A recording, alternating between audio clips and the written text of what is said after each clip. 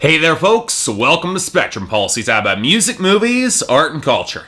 And today, we're going to be talking about the brand new album from the Zac Brown Band, titled Jekyll Hyde. If you were to ask me what my most anticipated album of 2015 was at the beginning of this year, well, okay, depending on the day, I would have given you a number of answers. Hell, depending on the genre, I would have given you a number of answers. But if I was getting asked specifically about country music, it wouldn't have even been a challenge for me. And for me, it's always a little bit odd and a little intimidating admitting things like this, because it sets expectations for this particular review, and immediately there'll be some accusations of bias or some silliness like that. Let me say that my critical faculties are not impaired here, and I'm not gonna give something a pass just because I'm a fan of the band. My Nightwish review is proof of that. Hell, I might even be harder on this act. That being said, the Zac Brown Band is probably one of my favorite country music bands pretty much ever. The project of singer-songwriter Zac Brown and a killer selection of multi-instrumentalists and backing singers. It was a band that started kind of small with the foundation and the major label in 2008. And while I liked that album for its singles and a couple lightweight deep cuts, it wasn't until their 2010 record, You Get What You Give, that they seriously won me over. Not only was this a band that knew their neo-traditional country and had a gift for killer melodies and great texture, but they were also reasonably strong songwriters who could sketch great pictures and tell great stories. And had the talent to work with the greats like Alan Jackson. And with songs like Colder Weather, which I should remind you all was my pick for the best hit song of 2011, bar none, they proved that the success of Chicken Fried and Toes wasn't going to confine them to lightweight, relaxing beach fodder either. But while You Get What You Give was a damn solid record, 2012's Uncaged was damn near a masterpiece in my books. No joke, if I were to make a list of the top records of 2012 nowadays, it'd be fighting out with Kendrick Lamar and Frank Ocean for that top spot. Not only was the writing even better, but it showed the band getting even more experimental, fusing elements of reggae, bluegrass, southern rock, and even R&B into their music. And what was all the more amazing is they made it feel cohesive and powerful, with songs like Goodbye in Your Eyes, Natural Disaster, and last but not least, standing as some of their best songs that they've ever written. God damn it, I love that album. But then things started to get really interesting. They put out an EP with Dave Grohl. Zac Brown later showed up on some of the best songs from the Foo Fighters' Sonic Highways, and with an upcoming collaboration with Chris Cornell from Soundgarden on the newest record Jekyll Hyde, along with Sarah Bareilles of all people, it looked as though the Zac Brown Band were continuing their experimentation. Okay, I'm okay with that. But what worried me was the producer Jay Joyce, who in recent years has developed a really bad reputation, at least for me, for overproduction and turning albums that could have at least been amazing or at least passable from Eric Church, Little Big Town, and Hailstorm, and just complete messes. And I'll admit, I was worried here. I knew Zac Brown had a reputation for having a tight grip in the studio, but swapping out Keith Stegall, known for working with Alan Jackson, for Jay Joyce just struck me as a monumentally bad decision, especially considering they were already working with Dave Grohl. Why didn't they just get him? But okay, even putting all that aside, I'd hope for the best here. I'm still a fan. Did the Zac Brown Band manage to pull something together with Jekyll Hyde? Well, they made something, that's for damn sure. And honestly, I'm a little bit at a loss to where to even start with this, because while Jekyll Hyde is many things, pure, straightforward country music sure as hell is not one of them. Sure, we get snippets of country, but you also get a whirlwind of filthy, snarled southern rock, gleaming disco-inspired pop country, laid-back swing, folk pipes, reggae, gospel, and even electronica. In this case, I don't even think I can blame Jay Joyce for this. I'll get to the production in a few minutes, but you wouldn't be able to concoct such a warped, genre-bending album like this if the band and Zac Brown didn't buy into it. So,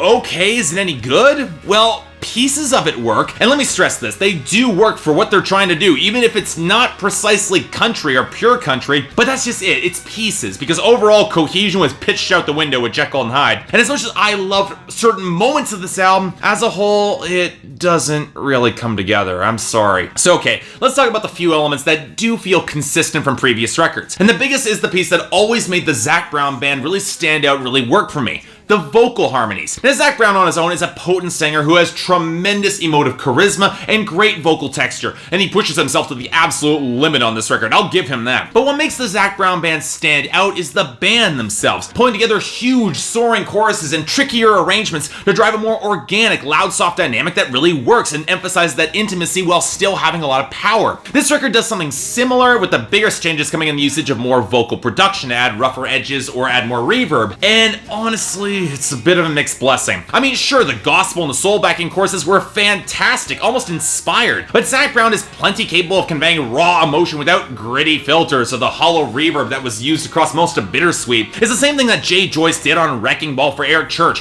and it completely kills the intimate vibe of the song, which is a real shame. And then there's the opener, Beautiful Drug, with the spacier filters almost auto-tune and the distinctive pop sound, and it ties back into the one thing that Zac Brown isn't good at all, being smooth or being cool. The track reminds me of how U2 opened their 1997 album Pop, and like it or not, Beautiful Drug is nowhere near as good as Discotheque. Want more examples? The languid, mid-tempo adult contemporary track One Day that's got some of the R&B funk vibe, or the horn-saturated swing duet with Sarah Bareilles' Mango Tree that's destined to be added to every Caribbean resort or cruise playlist forever. It's just an odd fit for his voice, it doesn't work for him, and Sarah Bareilles is just as equally ill-suited to the song. Her voice is too willowy to pull off sultry, even though she does put forward an impressive effort, I'll give her that. And you know what, if we're looking for an area where things haven't changed much else, I'd also point to the songwriting, oddly enough. Zac Brown has always been a strong technical lyricist from the standpoint of structuring good lyrics and maintaining a solid flow, but without the potent thematic undercurrent of Uncaged or more expansive storytelling that came on You Get What You Give, he tends to fall towards cliche, if not for the Zac Brown Band, for country music in general. Take Castaway, the seemingly requisite island-inspired song, not even the only one on this album. But the thing is that at this point the band has written almost half a dozen of these songs, and really Toes is still probably the high watermark because it's told a story that actually stood out. Homegrown, I do like it as a good country song, but it's hard not to notice that it's basically Chicken Fried Mark II. And hell, the first two tracks are practically pop country, hell, they're practically pop love songs that nail the basics but barely go beyond them. Where things actually get interesting is when Zac Brown tries to tell more of a story, like on the heartbreaking Bittersweet and dealing with an upcoming death, or the shockingly visceral and graphic Junkyard, which tells a story of domestic abuse and a son killing his father to save his mother and family in the worst of conditions. It's a nasty little song, I do like it. Then there's Remedy, which seems to be following in the recent country tradition of making free love, all religions are cool, we should all just get along kind of songs, until you realize that Sturgill Simpson wrote Turtles All the Way Down last year that had a much more fascinating and more in-depth take on faith of all kinds and his relationship with God. And speaking of indie country acts, I'd be remiss not to mention Dress Blues, one of the few outright country tracks that touches on how people in the American South aren't always prepared to deal with the realities of what wartime loss really means in the communities and in their normal world. Now this is a Jason Isbell cover, and you can tell, and does feature some controversy for a lyrical shift that Zac Brown made. Fight somebody's Hollywood war to fight somebody's god-awful war. And honestly,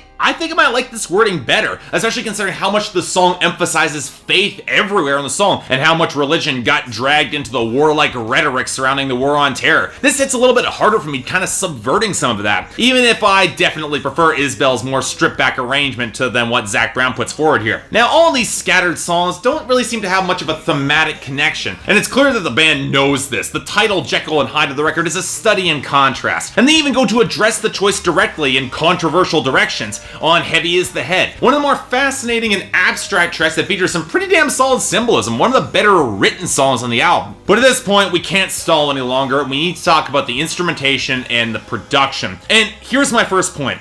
You can't exactly blame Jay Joyce for all of this, because most of the clumsy hallmarks of his sound, they aren't really present on this album. The melodies aren't being lost behind thicker grooves, the tracks don't feel too lumbering or slow or overwrought, and while there is more synthetic production, I'd argue Zac Brown's deft touch keeps much of it from being all that overbearing, at least for me. I do wish there was a lot more steel guitar to emphasize that country sound and smooth over some of the rough edges, but I'm not exactly surprised that it's not here. The Zac Brown Band have always had more of a jam band focus, which is one of the reasons there are so many tempo changes and instrumental shift-ups across this album, to say nothing of the many solos. If anything, I'm reminded a lot more of the experimental phase of an act like Pearl Jam was in the mid to late 90s. Even more of the fundamentals of their sound, mostly, but not afraid to bend or cross genres willy-nilly. I think a lot of listeners will be put off by the lack of pure country on this record, and hell, to some extent I am too, because the majority of cases, the more country tracks like Homegrown and Bittersweet and Dress Blues, they're at least more consistent.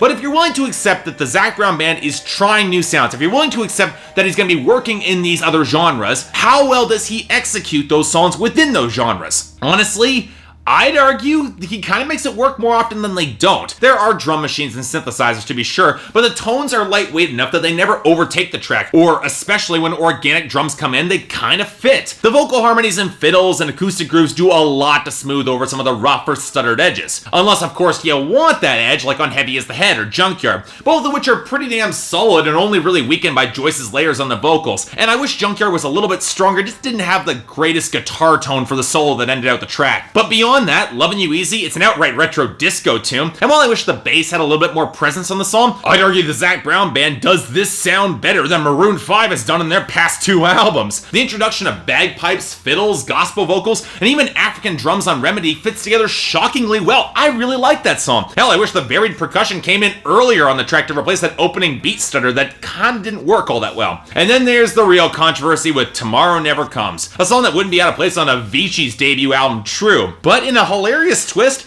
I'd argue that Zac Brown has a better grip on balancing electronica with folk country than the other way around. Yeah, I know it's practically heresy to say that, but even though the band did hedge their bets by placing an acoustic cover on the song at the very end of the album, which honestly is a pretty damn great country track on its own, both versions are pretty excellent. Hell, imagine that track being remixed by someone like Lindsey Sterling, and you'd have the next version of Roundtable Rival, which was one of my favorite songs of 2014. There is potential here. Honestly, where this album does stumble for me instrumentally is in redundancy and filler tracks that don't need to be here. The swing track silliness of Mango Tree, cute experiment, but it was just kind of cute, didn't need to be here. The not interesting pop country of Young and Wild and Beautiful Drug. The adult contemporary snoozer One Day, easily my least favorite track on the album. Should have just been given it to Blake Shelton or something. Hell, cut back 4 or 5 tracks and this album could have been a lot better. As it is, even though it never loses my interest or attention, it's too varied for that, it does manage to run a little long. So as a whole, Jekyll and Hyde by the Zac Brown Band will be a divisive record this year, and the response of a lot of country critics has already been pretty divided. Hell, I expect a lot of fans to have no idea what to do with this. Hell, to some extent, I don't know what to do with this. And here's the frustrating part. There are fantastic moments on this record that will match some of the best of this year, at least for me, but as a whole, I can't help but feel that the Zac Brown Band could have put together a more cohesive record with all the experimentation that they did while maintaining more of that country flavor that they do so well. And you know what? I'll be blunt here. For as much as the band has pushed their instrumentation and their production, their lyrics have not kept up, with the best written on the song on this album not even coming from the band. And while there will be many who say that the Zac Brown Band, they spread themselves too thin and are trying to cash in on as many markets as possible with the wild changes in sound to better fit pop or rock radio, and let's be real, they are doing this, you can still get good music out of it beyond the definition of country, either through rock or pop music. And I'd argue this album, more often than not, it does make that work. For me, it's a light 7 out of 10 and a recommendation,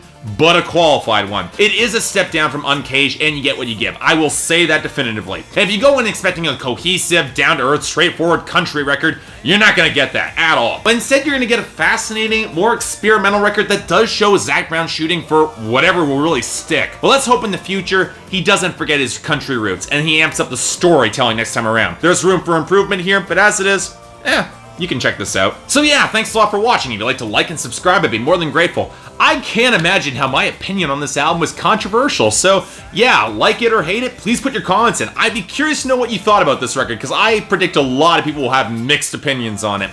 But if there's anything else I might be able to do to improve my presentation, or any other albums coming out that you want me to take a look at, I'd be more than happy to give them a listen. Until then, I'm Mark, you're watching Spectrum Pulse, and I'll see you next time.